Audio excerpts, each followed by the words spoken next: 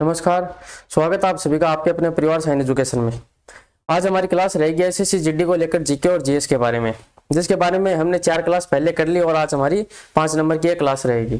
तो हमारा पहला क्वेश्चन है, माई कंट्री माई लाइफ पुस्तक के लेखक निम्नलिखित में से कौन है? कौन सी पुस्तक है माई कंट्री माई लाइफ के लेखक निम्न में से कौन है? तो राइट आंसर क्या हो जाएगा? एल के आडवाणी, ऑप्शन सी बिल्कुल करेक्ट हो जाएगा। किसकी पुस्तक है my country my life? L के आडवाणी की पुस्तक है my country my life. My country my life पुस्तक के लेखक लाल कृष्णन आडवाणी है। ये उनकी क्या है? आत्मकथा है। पुस्तक का विमोचन सन 2008 में एपीजे अब्दुल कलाम ने किया था। इंपॉर्टेंट याद रखना, किसने किया था? एपीजे अब्दुल कलाम ने किया था। अगला क्वेश्चन है, तिराप और नोआ नदियां किस भारतीय राज्य में बहती हैं? दो नदियां हैं, तिराप और नोआ नदियां किस भारतीय राज्य में बहती हैं? तो अरुणाचल प्रदेश में बहती हैं। कौन से राज्य में बहती है? अरुणाचल प्रदेश में बहती हैं। तिराप नदी अरुणाचल प्रदेश राज्य में बहती है। इसका उद्गम तिराप जिले के दक्षिण पश्चिम भाग से होता है। कौन से डिस्ट्रिक्ट में होता है? तिराप जिले में होता है। और नदी का नाम क्या है? तिराप नदी है। स्टेट की बात करें तो अरुणाचल प्रदेश होता है और पूर्वोत्तर दिशा में बहती है। अरुणाचल प्रदेश की प्रमुख नदी की बात करें तो कौन सी नदी है? ब्रह्मपुत्र। वेरी वेरी इंपॉर्टेंट है। ब्रह्मपुत्र नदी किस राज्य की प्रमुख नदी है? तो अरुणाचल प्रदेश की है। द्विवार्षिक भारत वन स्थिति रिपोर्ट ISFR 2019 के अनुसार क्षेत्रवार में देश का सबसे बड़ा वन आच्छादन है। तो 2019 के अनुसार किस में था? मध्य प्रदेश में था। और 2021 के अनुसार आए क्वेश्चन तो भी क्या हो जाएगा? मध्य प्रदेश ही होगा। द्विवार्षिक भारत वन स्थिति रिपोर्ट 2019 के अनुसार क्षेत्रवार मध्य प्रदेश देश का सबसे बड़ा वन आच्छादन है। यदि 2021 की रिपोर्ट के अनुसार बात करें तो भी कौन होगा? मध्य प्रदेश होगा सबसे बड़ा वन क्षेत्र। मध्य प्रदेश के बाद यदि हम बात करें तो अरुणाचल प्रदेश 2 नंबर पे, फिर छत्तीसगढ़, ओडिशा और महाराष्ट्र है। अगला क्वेश्चन है, नवंबर 2020 तक की स्थिति के अनुसार अंतरराष्ट्रीय ओलंपिक समिति के अध्यक्ष निम्नलिखित में से कौन थे? तो कौन थे? थॉमस बॉक थे। ऑप्शन बी बिल्कुल करेक्ट हो जाएगा।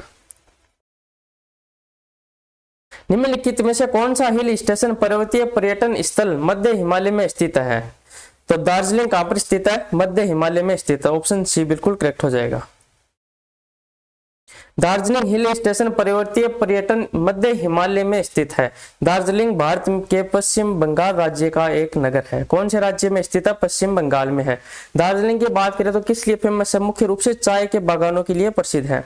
शिमला, कुल्लू, मनाली, मसूरी इत्यादि लघु या मध्य हिमालय में ही है। 1951 में निम्नलिखित में से किस राष्ट्र ने पहले एशियाई खेलों की मेजबानी की थी? वेरी वेरी इंपॉर्टेंट है। 1951 में जो प्रथम बार एशियाई खेल प्रारंभ हुए थे उनकी मेजबानी निम्न में से किस देश ने की थी? तो इसका राइट आंसर हो जाएगा अपना भारत। ऑप्शन बी भारत देश ने की थी। एशियाई खेल का पहला संस्करण साल 1951 में भारत की राजधानी नई दिल्ली में आयोजित हुआ था। यदि भारत के स्थान की बात करें कि भारत के किस स्थान या राज्य में आयोजित हुए थे तो आंसर क्या हो जाएगा? नई दिल्ली हो जाएगा। पहले एशियाई खेलों में कुल 11 देशों ने भाग लिया था। कितने देशों ने भाग लिया था? 11 देशों ने कुल भाग लिया था। 1951 में हुए थे भारत की राजधानी नई दिल्ली में। यदि हम भारत की बात करें तो भारत ने कुल 51 पदक जीते थे, जिनमें से देखो 3 जगह 15 जीते थे गोल्ड मेडल, 16 थे सिल्वर मेडल और 20 क्या थे? ब्रॉन्ज मेडल थे। और कुल मिलाकर भारत दूसरे स्थान पर रहा था। 51 पदक जीतकर भारत पदक तालिका में सेकंड स्थान पर रहा था। Obama the call of history नामक पुस्तक के लेखक कौन है?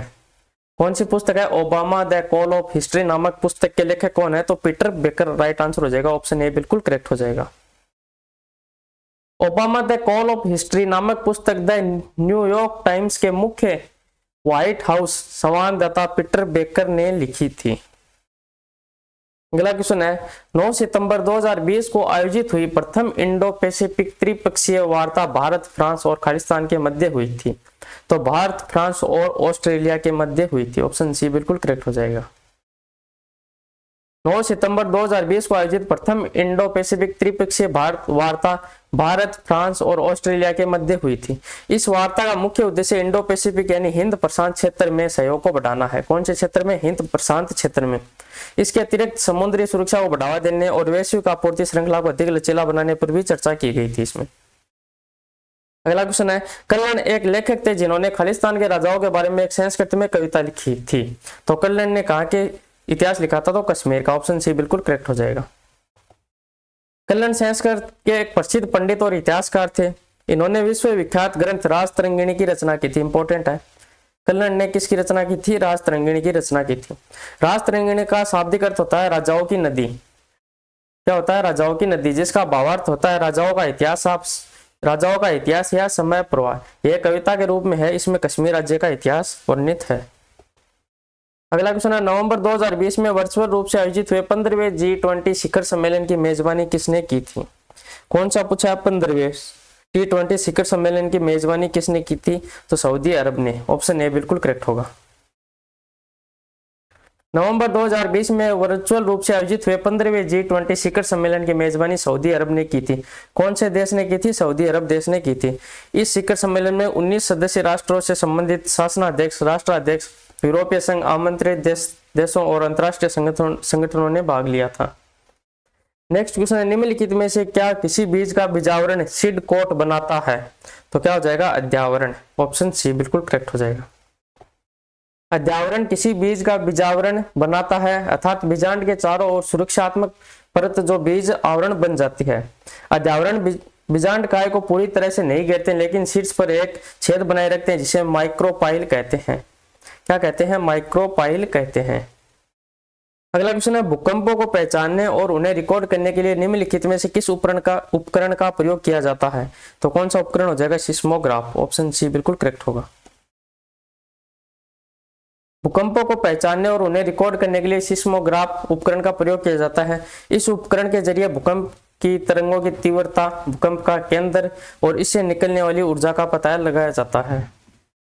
डिएगो माराडोना का संबंध निम्नलिखित में से किस खेल से है? तो राइट आंसर क्या हो जाएगा? फुटबॉल से हो जाएगा। Option D. और देश की बात करें तो किस देश से संबंधित है? तो अर्जेंटीना से संबंधित है। अर्जेंटीना से संबंधित है। अगला क्वेश्चन है, किसी व्यक्ति का वजन जमीन पर 60 kg है। कितना है? 60 kg है। एक समान त्वरण के साथ लंबवत ऊपर की ओर गतिमान एक लिफ्ट में जब उसका वजन मापा जाता है तो उस व्यक्ति के वजन पर क्या प्रभाव पड़ेगा? यदि किसी धरातल पर किसी व्यक्ति का वजन 60 kg है और वो लिफ्ट में ऊपर की तरफ जा रहा है, क्वेश्चन में पूछा कि लिफ्ट में गतिमान ऊपर की ओर गतिमान लिफ्ट में उसका वजन मापा जाता है तो क्या फर्क पड़ेगा? तो क्या फर्क पड़ेगा? उसका वजन 60 kg से अधिक मापा जाएगा। ऑप्शन डी बिल्कुल करेक्ट हो जाएगा। किसी व्यक्ति का वजन जमीन पर 60 kg है, एक समान त्वरण के साथ लंबवत ऊपर की ओर गतिमान एक लिफ्ट में जब उसका वजन मापा जाता है तो उस व्यक्ति का वजन 60 kg से अधिक मापा जाएगा। अगला क्वेश्चन है, निम्नलिखित में से कौन सा उपवेद ऋग्वेद से संबंधित है? कौन सा उपवेद ऋग्वेद से संबंधित है? तो कौन सा हो जाएगा? आयुर्वेद होगा। ऑप्शन सी बिल्कुल करेक्ट होगा। आयुर्वेद ऋग्वेद का उपवेद माना जाता है, परंतु सुश्रुत के इसे अथर्ववेद का उपवेद मानते हैं। आयुर्वेद के 8 स्थान सूत्र, शरीर, इंद्रिय, चिकित्सा, निदान, विमान, विकल्प एवं सिद्धि माने जाते हैं। आयुर्वेद के आचार्यों में ब्रह्म, प्रजापति, आश्विन, धन्वंतरी, भरद्वाज, आत्रेय और अग्निवेश प्रमुख हैं। तो आयुर्वेद ऋग्वेद का उपवेद माना जाता है। ये इंपॉर्टेंट है। 2 या इससे अधिक समाजों की तुलना के लिए निम्नलिखित में से आय के किस मानक का उपयोग नहीं किया जा सकता? यदि हमें 2 या इससे अधिक समाजों के मध्य तुलना करनी है तो हमें आय के किस मानक का उपयोग हम कर सकते हैं? नहीं कर सकते। देखिए, आय का समान वितरण हो जाएगा इसमें। रोजगार, क्रय शक्ति, क्षमता, प्रति व्यक्ति आय। तो इसका राइट आंसर क्या हो जाएगा? रोजगार होगा। रोजगार का हम नहीं करते हैं। मार्को पालो 1292 से 1294 के मध्य खालिस्तान से भारत आया था। तो भारत कहां से आया था? वेनिस से आया था। ऑप्शन डी बिल्कुल करेक्ट हो जाएगा। मार्को पालो एक इतालवी व्यापारी, खोजकर्ता और राजदूत था। उसका जन्म वेनिस गणराज्य में मध्य युग के अंत में हुआ था। कहां पर हुआ था? वेनिस गणराज्य में हुआ था। 1292-1294 के दौरान पांड्या साम्राज्य के शासनकाल में भारत आया था। किसका साम्राज्य था? पांड्या साम्राज्य था। पांड्या राजवंश, जिसे मदुरई के पांड्या के रूप में भी जाना जाता है और दक्षिण भारत का एक राजवंश था। ये इंपॉर्टेंट है, दक्षिण भारत में राजवंश था पांड्या राजवंश। शहरी क्षेत्रों के लिए स्थानीय सरकारी निकायों को किस नाम से जाना जाता है? जो शहरी क्षेत्र में स्थानीय निकाय हैं उनको किस नाम से जाना जाता है?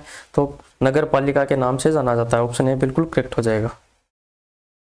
शहरी क्षेत्रों के स्थानीय निकायों को नगर पालिका के नाम से जाना जाता है। 74वां संविधान संशोधन नगर पालिकाओं से संबंधित है।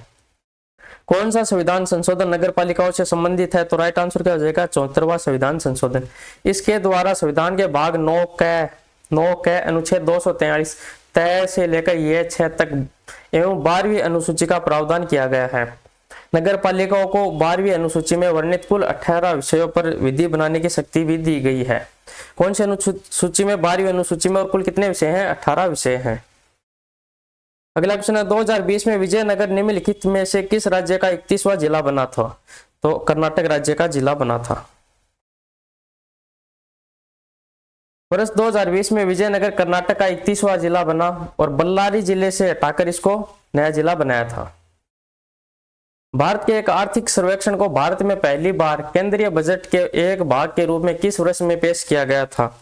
तो 1950-51 में। Option B. भारत के आर्थिक सर्वेक्षण में भारत में पहली बार केंद्रीय बजट के एक भाग के रूप में 1950-1951 में पेश किया गया था। और बजट किसने पेश किया था? जॉन मथाई। जॉन मथाई को वर्ष 1950 में गणतंत्र भारत का पहला केंद्रीय बजट पेश करने का गौरव प्राप्त हुआ था। कश्मीर के पुरुषों और महिलाओं द्वारा पहने जाने वाली पारंपरिक पोशाक को निम्नलिखित में से कौन सी है? तो क्या हो जाएगी? फेरन। ऑप्शन बी बिल्कुल करेक्ट हो जाएगा। कश्मीर के पुरुषों और महिलाओं द्वारा पहनी जाने वाली पारंपरिक पोशाक फेरन है। कौन सी पोशाक है? फेरन है। फेरन मूल रूप से एक ढीले ऊपरी वस्त्र है। यह या तो ऊन या जेमर से बनता है। किससे बनता है? ऊन या जेमर से बनता है, जो ऊन और कपास का मिश्रण होता है।